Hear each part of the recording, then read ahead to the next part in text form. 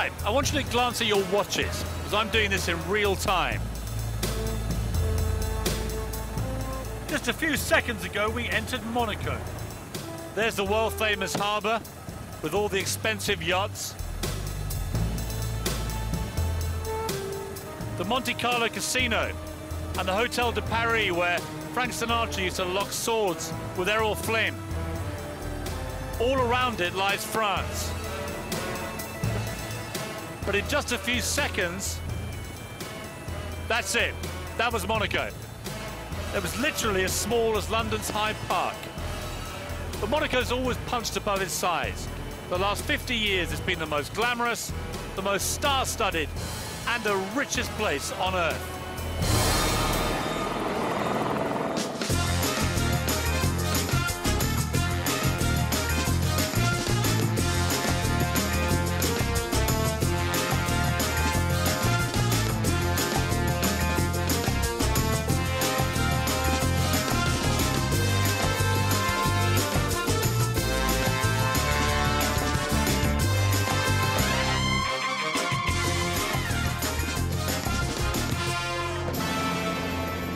Monaco may be minuscule, but thanks to the Grand Prix, Grace Kelly, and the superstars who flock here, it's got a big reputation that's transformed it into a land where money is king.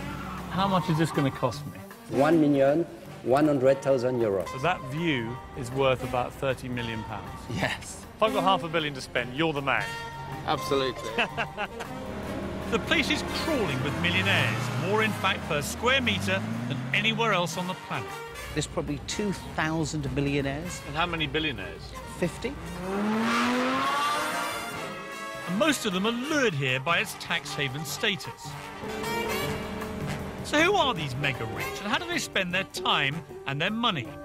Do you use that jacuzzi, Mohammed? Yeah, sometimes. Not naked, I hope. Of course. And just how many zeros do you need on your bank balance to live this lifestyle? You are really James Bond, aren't you? How the hell do I answer that? But does wealth equal happiness? Everybody believes in money like a kind of a religion. And what about those who don't have quite so much spare change? I think a lot of people who are workers are being squeezed out. Monaco doesn't often open its doors to the cameras, but I've been given a unique opportunity to scratch beneath the surface and ask how this tiny limpet of land on France's underbelly went from seaside resort for idle aristocrats to playground paradise for the absurdly affluent. If you're a rich Brit with cash to spend and taxes to avoid, then Monaco is definitely for you. After all, why don't the British government get their filthy paws in your hard-earned cash when you can splash it all out on flash cars, helicopters and big yachts? They don't just have millionaires in Monaco, they have billionaires, and lots of them. Like Sir Philip Green, the British high street king. He lives with his wife Tina around the corner here. They're so rich that they lend their private helicopter to Prince Albert. And then there's that colourful character Stelios from EasyJet. He's worth £1 billion and lives just down there. And John Hargreaves, the boss of Matalan, worth about £500 million. What might surprise you is they don't live in huge sprawling country homes or palatial villas. No big gardens here. There's simply no room in Monaco. They all live in relatively small apartments. The kind of thing that, to be honest, you might turn your nose up at. Why are these multi-millionaires prepared to slum it in a seafront shoebox? Well, a Monaco address goes hand in hand with qualifying for a tax-free status, something the rich rather like because it means they get richer. Consequently, they're literally queuing up to get in. Of course, that means the property here hasn't exactly been rocked by the credit crunch. So just how much do you need to fork out for a quality pad if you're one of the big players? This are what we're going to see. King of real estate, Michel Dotter, is taking me to see a little something in the primest of prime locations. But stay watching, because its price tag might make your eyes water. So here we are, we're in one of Monaco's best apartments. How many rooms does this apartment have? Okay, this flat has a big living room, dining room, 4 bedrooms. So we go upstairs? Yeah, if you want, Okay. yeah, with pleasure. What makes this place unusual is that it has 2 levels and offers something that in Monaco is harder to find than a copy of Socialist Worker: outside space. I mean, what a view. This has to be the best view in Monaco, Michel. Yes, this is the best view of Monaco because you are facing the palace and you are directed to the south, which means then you got sun from early morning until the end of the day with the mountain. And when the Grand Prix is on, you can just stand and watch the cars go. Yes, you can see the Formula 1 Grand Prix seated in your rocking chair and have a drink, a cup of champagne. Let's cut to the quick here, Michel. How much, if this apartment went on the market tomorrow, how much would it be worth? It would be roughly £60 million. For a 4-bedroom duplex? For a 4-bedroom duplex. How much of that 60 million for this property is the view, would you say? I would say more than 55%. So that view is worth about £30 million. Yes, that's right. Good. That's an expensive view. Is it expensive view? Is what the people they like to have here. Luckily, it's rarely cloudy, and with average prices of £40,000 per square metre, it's the most expensive place to live in the world. Clearly, there's no financial meltdown here. Smack bang in the centre of Monaco is the most famous area, Monte Carlo, home since the early 1900s to the legendary Monte Carlo Casino and the Hotel de Paris, 5-star of course. It's a place to see and be seen, but naturally, it's here that I headed to have lunch with expat millionaire Mike Pegram. And here we come, if you're going to lunch at the Hotel de Paris. 8 years ago, Mike sold his chemical business in England for £44 million. He then upped sticks to Monaco, thus saving himself capital gains tax of around 13 million quid. And that's what you call a shrewd move. It is impossibly glamorous here. There's been Rolls Royces, Ferraris, Aston Martins, Lamborghinis. It just takes a little getting used to. I think you'd get into the swing. I feel you'd be quite natural down here. I think I'd love it here.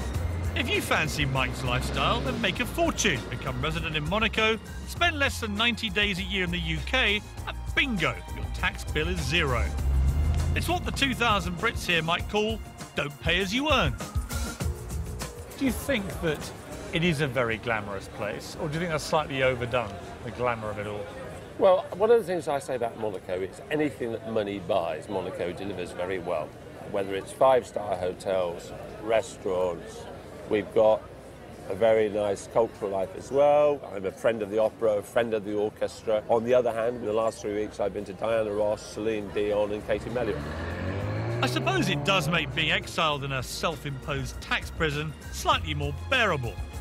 What's more, do a 5-year stretch in Monaco and you're then free to return to the UK, keeping all that tax that you've saved. Mike loved it so much, though, that he stayed on. In many ways, you epitomise the glamour of the Englishman who's come to live in Monaco. The Aston Martin, you're debonair, you wine and dine in the fancy restaurants. I mean, you are really James Bond, aren't you? How the hell do I answer that? I could tell you, but then I'd have to kill you. Okay. The point I was going to make was that it does seem to me, if you want to be in the game, if you want to wine and dine with people like yourself, you want to go to the casino, you want to go to the big shows, you've got to be fairly seriously well off, I would say. Comfortable. I think you need to be comfortable. But what would you think you'd need to really be a good cushion? 10 million?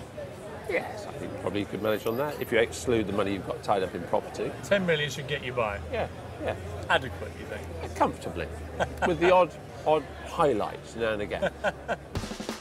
Tragically, I don't have that kind of money, but coming up, I'll find out what it costs to join the yachting set.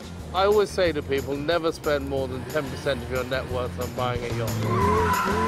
How the pace of life in Monaco is changing fast. Too many parked cars at the side. And I'll get the business lowdown from a real dragon. There has to be a prize for being successful, Piers. And maybe Monaco is the prize. So, Monaco's a tax haven with more millionaires per square metre than anywhere else in the world. And in the planet's most expensive property market, a room with a view will set you back an arm, a leg, and most of your torso. How did this pocket-sized principality get to be such a big player? And when no one bats an eyelid at 10 million, just how much cash do you need to stand out in the crowd? The crucial thing about yachts is that size really does matter. That's about a 55-metre yacht, pretty big, pretty imposing. That's a bit bigger, bag girl, 60-odd metres I would say. But in all honesty, that's not a yacht. That is a yacht.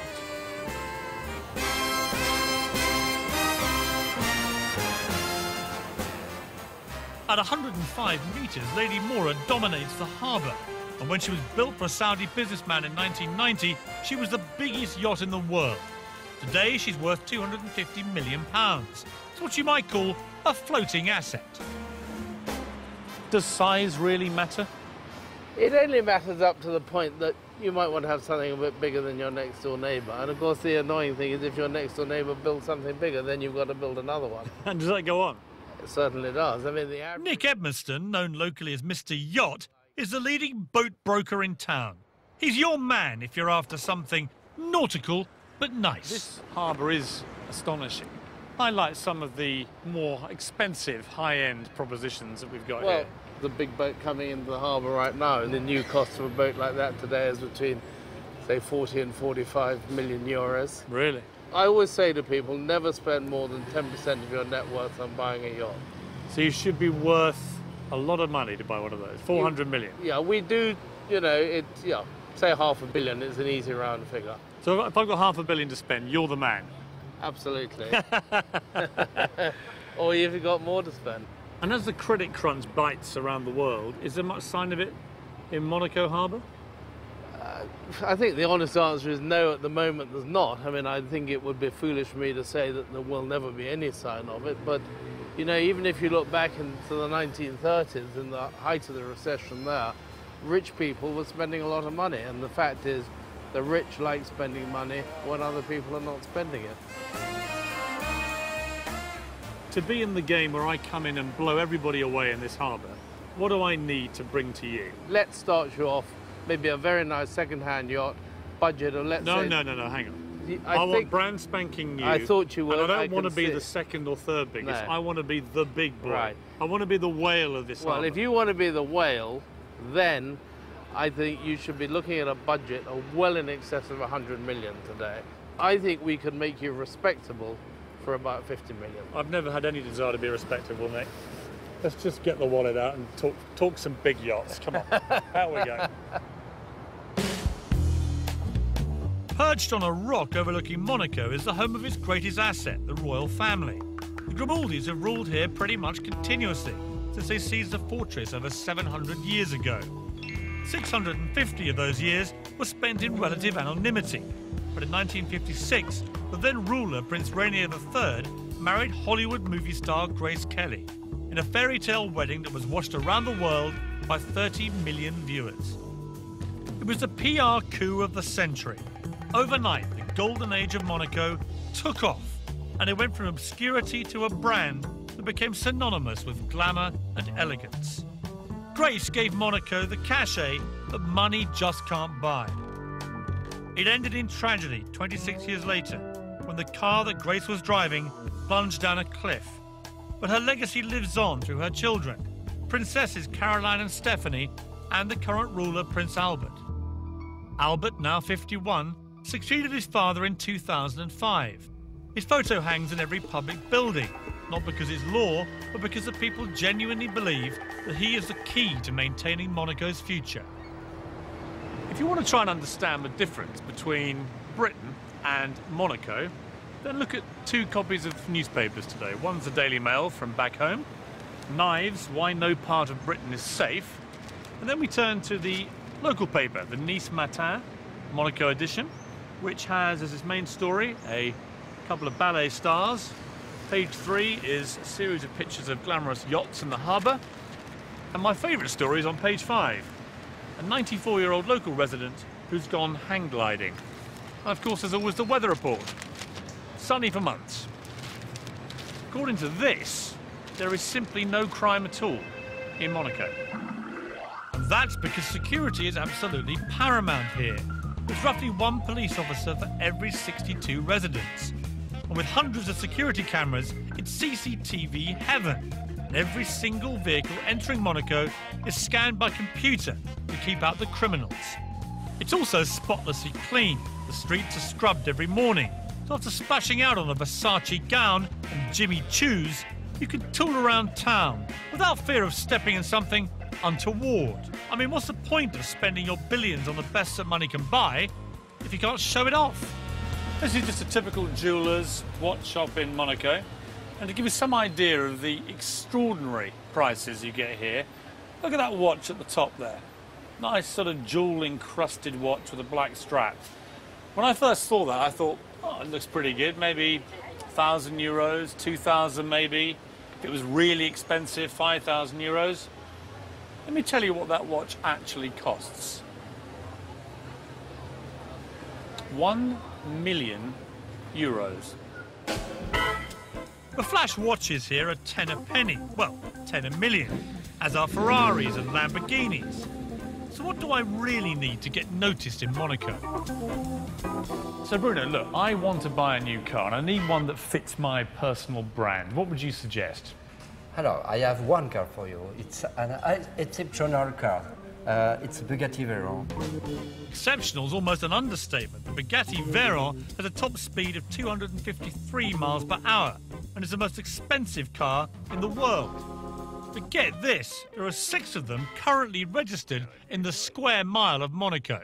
I suppose, look, the real question, Bruno, is how much is this going to cost me? It's 1,100,000 euro without tax. 1,100,000 euro without tax. Exactly. At the same price as the watch, the car suddenly looks a bit of a bargain. And you can't do me a discount? No, sorry, for this car, it's exceptional to have one car available on the market. Well, Bruno, yes, you got a deal. Okay, thank you very much. Right, I've bought the best car, the best boat, the best watch and the best pad. I've spent £162 million in the process. But it's all been worth it, because now I'm the daddy. Or am I?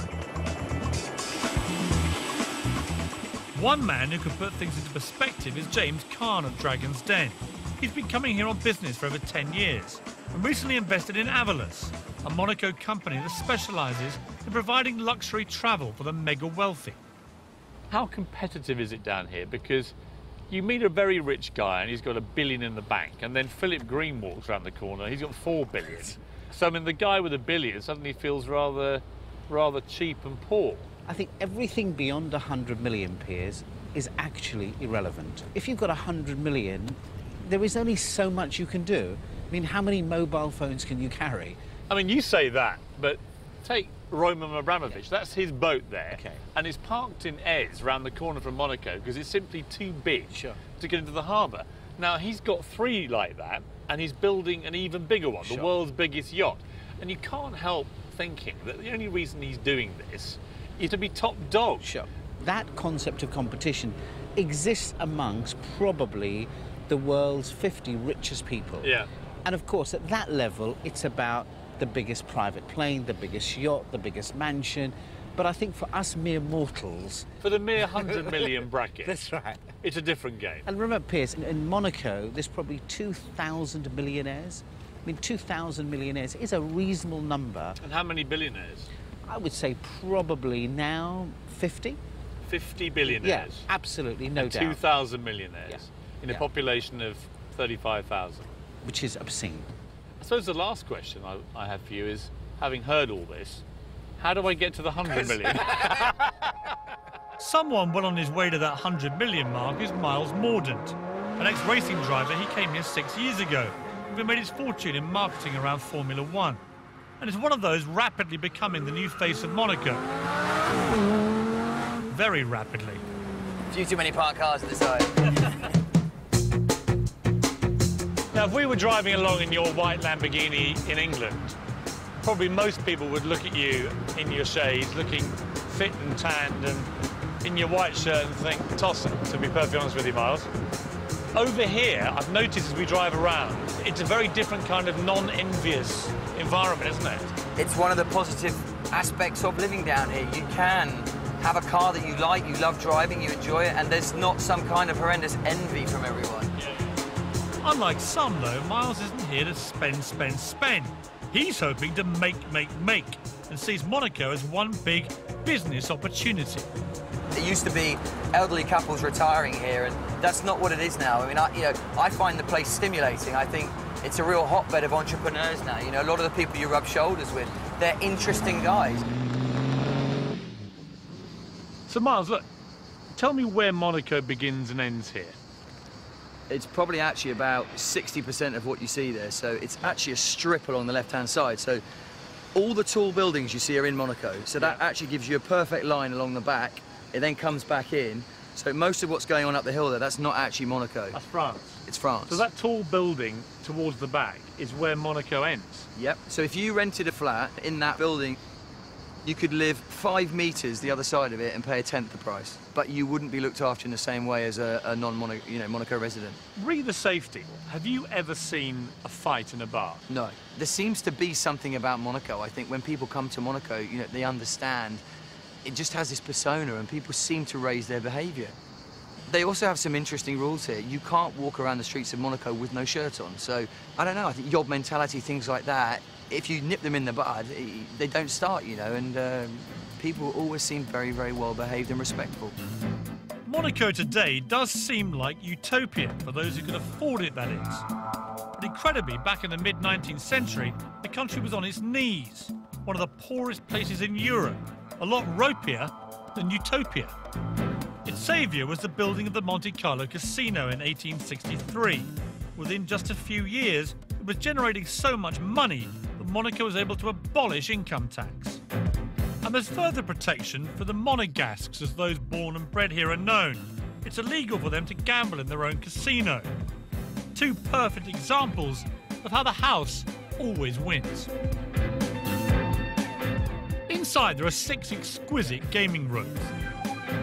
If you're a high roller and want to play in secret, there are plenty of private gambling dens behind mirror panels. John, how are you? I'm here to meet professional gambler John Duthie. Now, John, you have actually won £1 million in one session, haven't you? Yeah. A stupid question, but what does it feel like to win $1 million?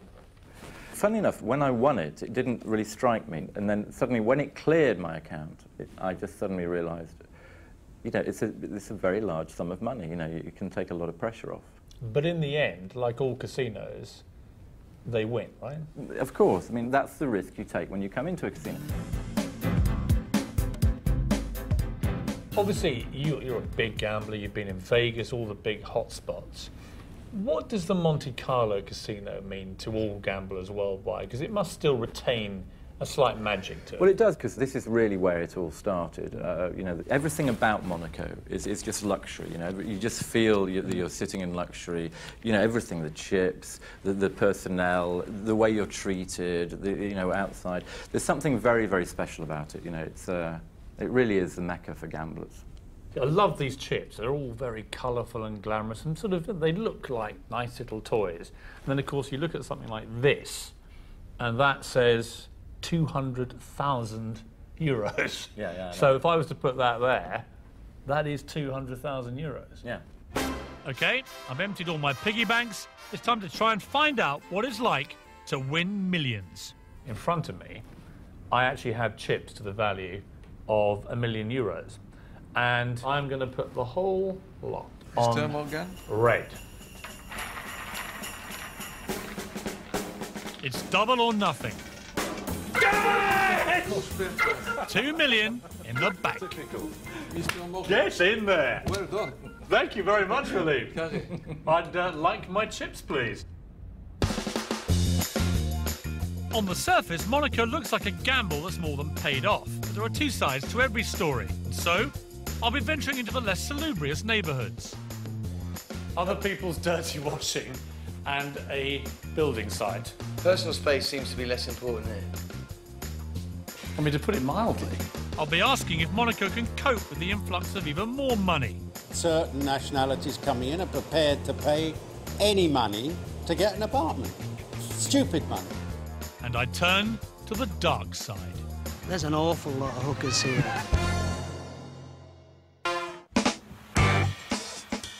Stay up into the wee hours and you'll find plenty going on in Monaco.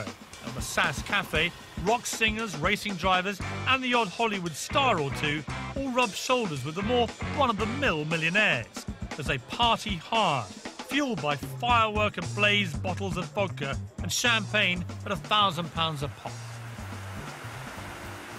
Just across the road at the main concert venue, Mick Hucknall of Simply Red is in town, performing a dinner show. It's all a far cry from his days on the grimy UK club scene. Mick's been coming here for the past 15 years and has something of an outsider's take on Monaco life. I met him at the adjoining Monte Carlo Bay Hotel. And I could never imagine you living here, Mick.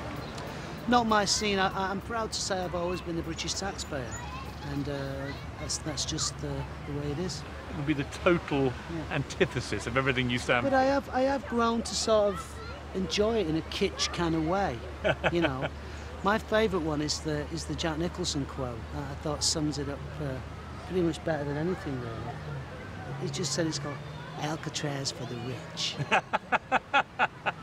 They should call it Monte Carlo, because everybody believes in money like a kind of a religion, and it's a different world, completely different world. I mean, do you find it quite obscene, really, in a weird way, that it's just so money-centred here? I see it now as more kind of amusing now. I see you're the as funny rich side. as most of the inhabitants. Yeah, but I don't really... yeah, I agree. Yeah, it's true. Do you think people here are happy? Many of the people I've met, I would say absolutely not.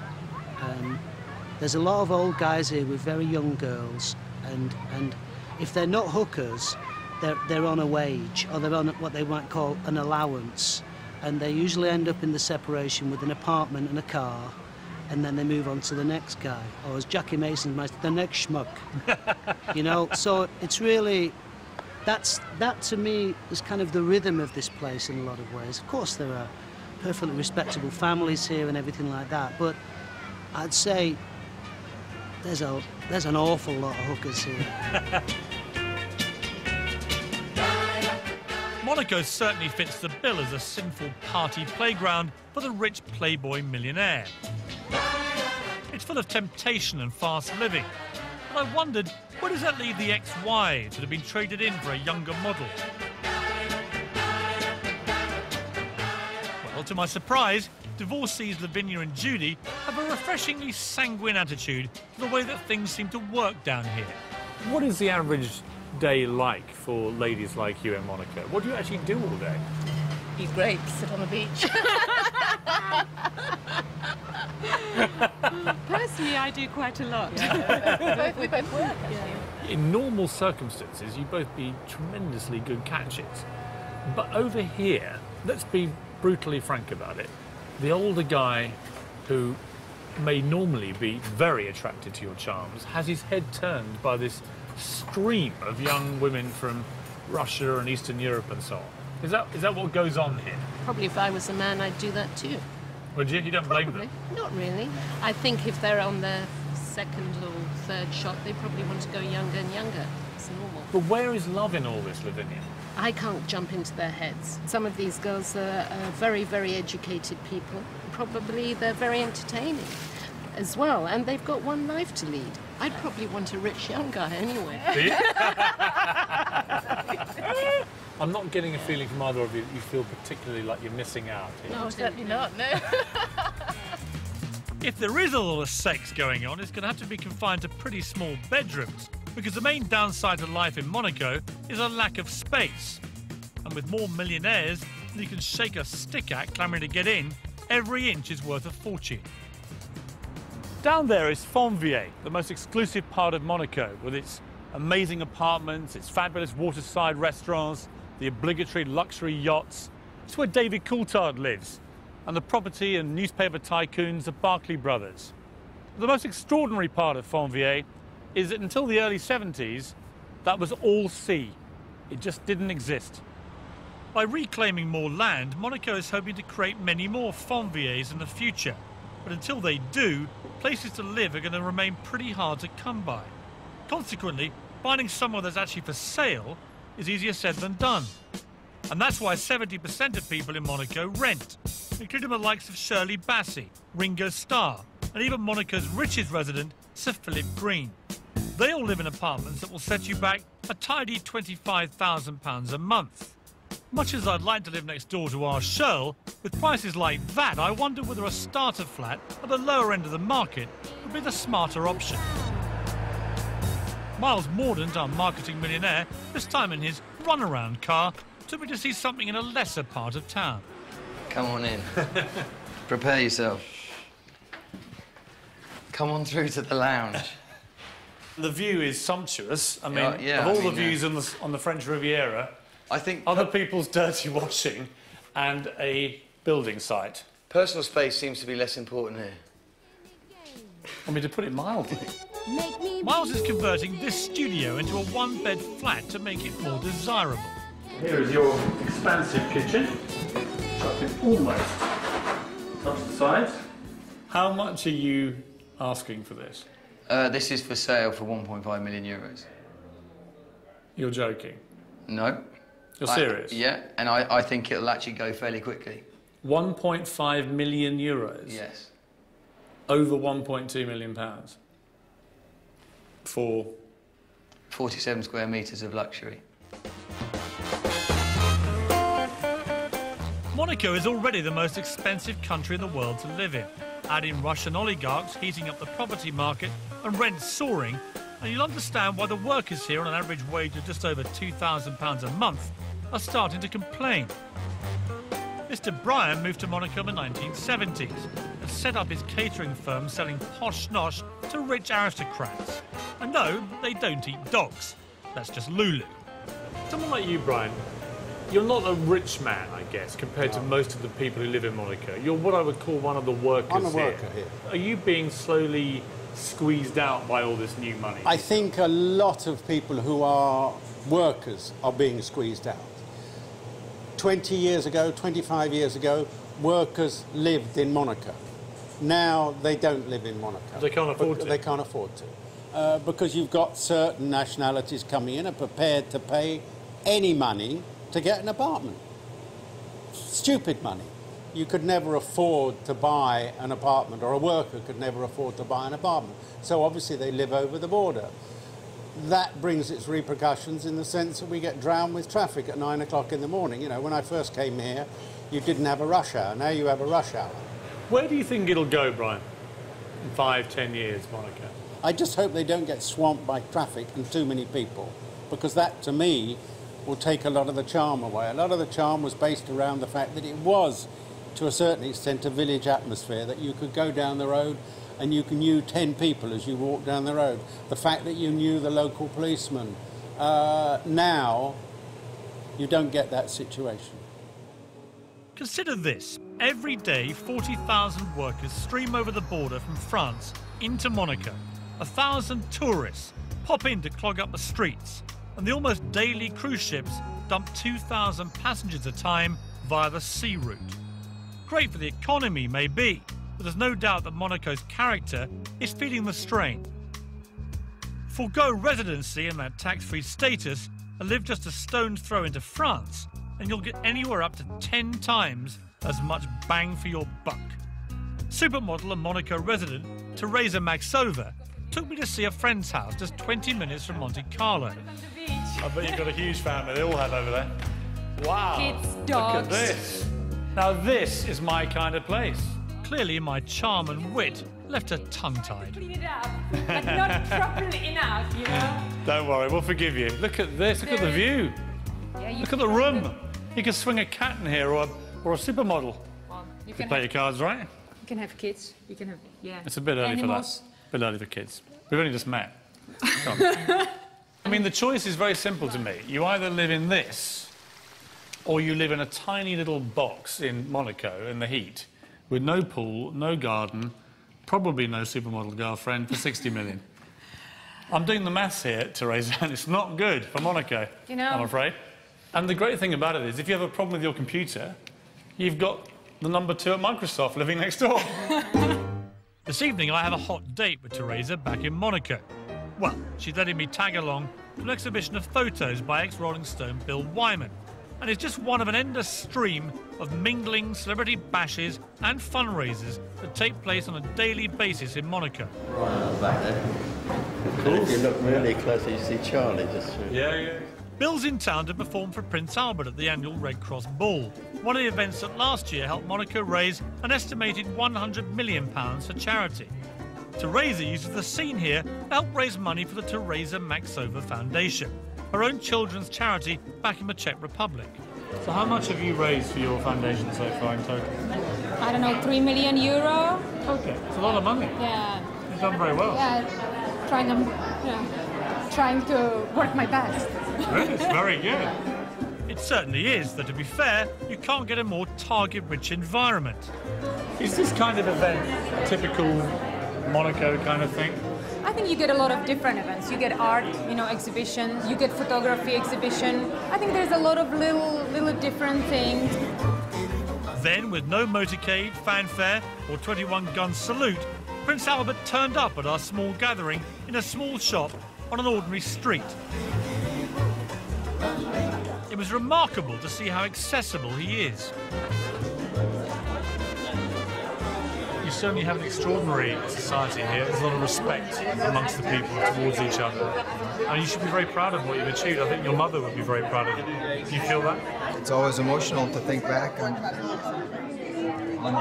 the years with her, and I would like her to be proud of me right now. And I hope that she would be. Thank you very much. Thank you. Thank you. Coming up, why do fast-living celebrities find living in Monaco so appealing? When I was taking that sort of party to London, you spend a night with someone and before you know it, I'm on the cover of the newspaper. And in search of billionaires, I get aboard the yacht where Dodie and Diana spent their last holiday. She was there basically 10 hours, 8 hours a day. Sunbathing. Sunbathing.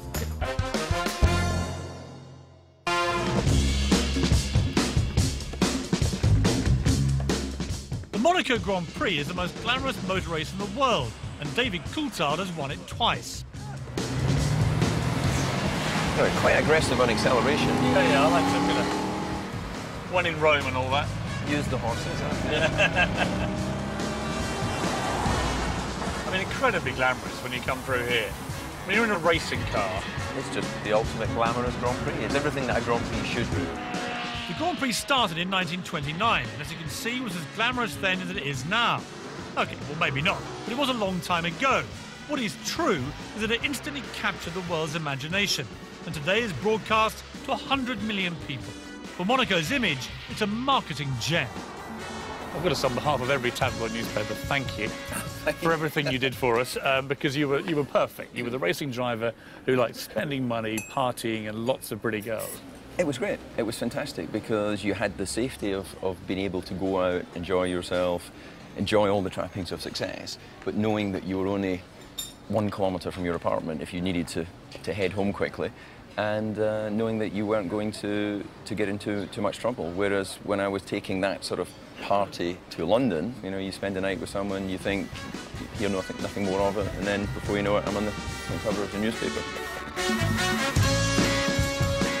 So here you are, very committed to the hairpin. I think we might actually get some squealing of the tyres here. That's very impressive, Piers.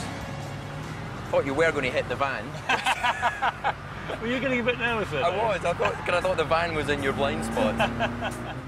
Dave is now retired from Formula One and sees his future settle here, running his businesses, like his hotel.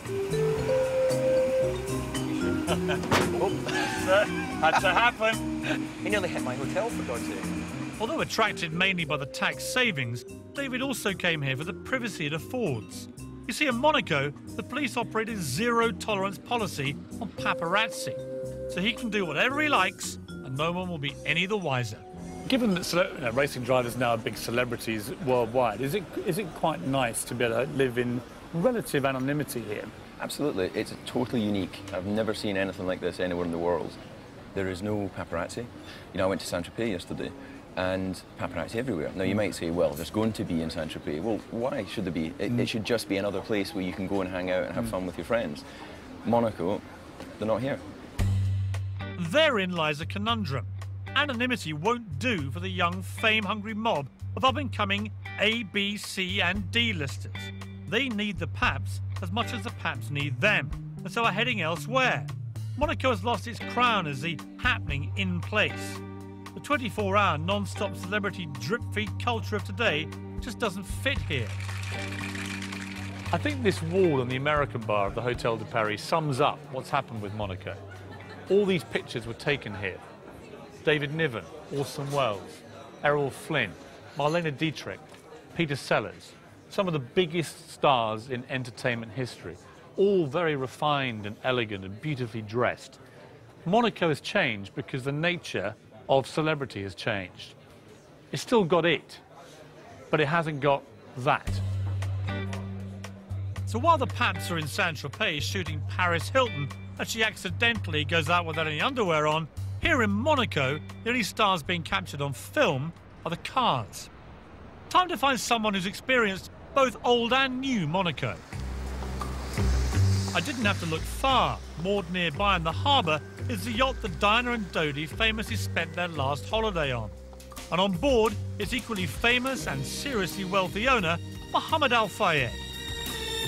And circling us, the sailing boat that was once Dodi's pride and joy. Do you use that jacuzzi, Mohammed? Yeah, sometimes. Not naked, I hope. Of course. You like to try? Not on camera, I don't. We have I don't want to embarrass we you. have bikinis here. So this is the big command desk, yeah? Do you ever drive it yourself, Mohammed? Sometime. Yeah? But it's very complicated, you know? It's all electronics, It you is, know? isn't it? Yeah. It's amazing. Yeah.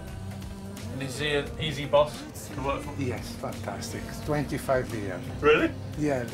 You look all right, as though you're not too damaged by this experience.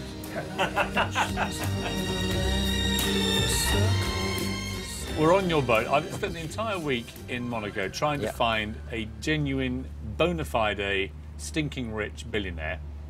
And here you are. Thank you. What I didn't know about you was that Monaco is actually a very special place to you. Yeah.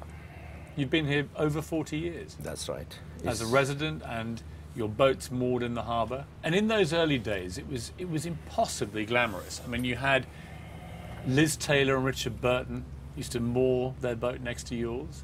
Yeah. And you were there. You were part of that scene. Absolutely, absolutely.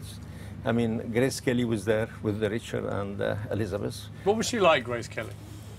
Spectacular woman, very human, down to earth, always laughing, great sense of humor. In many ways, the parallel with Grace Kelly and Monaco is very similar to the effect that Diana had on England. Both ended in tragedy, obviously, but you knew them both, very unusually. Yeah, absolutely. I mean, Grace Kelly, just very, very ordinary person. People loved her. Diana was, for me, is a saint, you know. She's just a spectacular woman again. God blessed her with so many humanity and caring, and is a memory for me. When I come, I just still feel their soul still moving around the place. Diana loves Diana, jokes running everywhere, you know, and her favorite place is up there. She was there basically 10 hours a day. Sunbathing. Sunbathing. What do you think the future of Monaco is going to be, Mohammed? I think we'll stay. It will stay forever. We've been here for a few hundred years. And then also for Prince Albert, you know. He's loved, he's cared by the people. No one will dare to do anything to the place because he's so popular, you know. He's incredibly popular. Yeah. Grace Kelly have put in her case. She loved them, she cared about them. She gave them a lot of principle in life. And she grew up with this quality, which she have. And it's a blessing for Monaco that she was here and married Prince Rene. It was tremendous. So what have I learned about Monaco? Well, it's very clean. There's no litter or graffiti. The sun always shines. There's little crime to speak of, and it's very private. But let's face it, the main reason that most people live here is to avoid paying tax. And that kind of sticks in my gullet a bit, to be honest. I mean, after all, I pay tax, and so do most of you. But before I went back to the world of pollution, paparazzi, freezing rain and PAYE, this question still bugged me. So I turned once again to Dragon James Khan for the answer. There'll be lots of people watching this programme who will be thinking, these bastards, why should they not pay any tax like me? Well, let's be honest, Piers. The choice that they took is a choice that's available to everybody. Yeah, but James, come off it. Look, it is not openly available to 95% of the British population to come out and live in Monaco. Apart from anything else, a croissant would break the bank. There has to be a prize for being successful, Piers. You know, what's the point in working so hard all of your life if there isn't a prize at the end? And maybe Monaco is the prize. It is a pretty good prize, and for that reason, I'm in.